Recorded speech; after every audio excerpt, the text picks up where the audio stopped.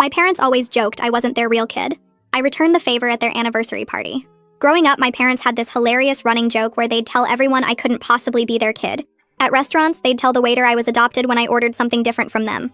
At school events, they'd laugh with other parents about how the hospital must have switched babies because I was nothing like them. My mom would say things like, our real daughter would have been athletic when I quit soccer for theater. My dad would tell his golf buddies that my love of reading meant I definitely wasn't his, because no kid of his would pick books over sports. They thought it was the funniest thing ever.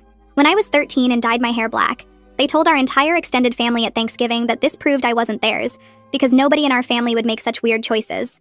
Everyone laughed. When I got into art school instead of business school like they wanted, the joke evolved.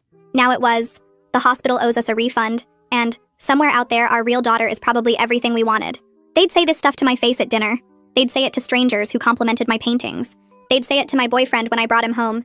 He dumped me later because he said my family dynamic was too weird, and he didn't want to deal with parents who obviously resented their kid. My older brother Jeremy never got these jokes. He was exactly what they wanted. Played football, went to state school for business, married his high school girlfriend, gave them grandkids immediately. At his wedding, my dad's speech included a bit about being grateful they got at least one kid that was definitely theirs. Everyone laughed except my Aunt Diane, who pulled me aside later and said it was cruel. But the worst was when I won a national award for my sculpture work. It was a huge deal. Cash prize, gallery showing, everything. My parents came to the ceremony, and when the presenter asked them how proud they must be, my mom actually said, "We're still not convinced she's ours, but if she is, then sure, we're proud." The presenter looked horrified. People in the audience shifted uncomfortably. My dad jumped in with, "Yeah, we keep waiting for her real parents to show up and claim her." They laughed like it was perfectly normal.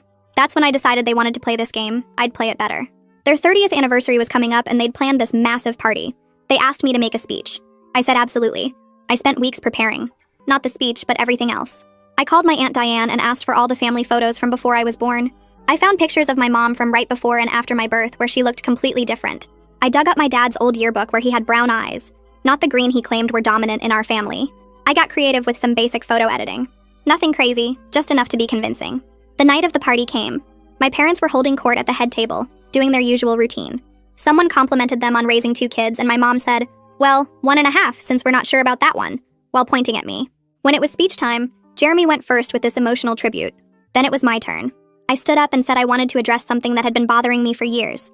The room got quiet. I said my parents had always joked about me not being theirs, and I finally understood why. Because they were right. They weren't my biological parents. I pulled out the photos.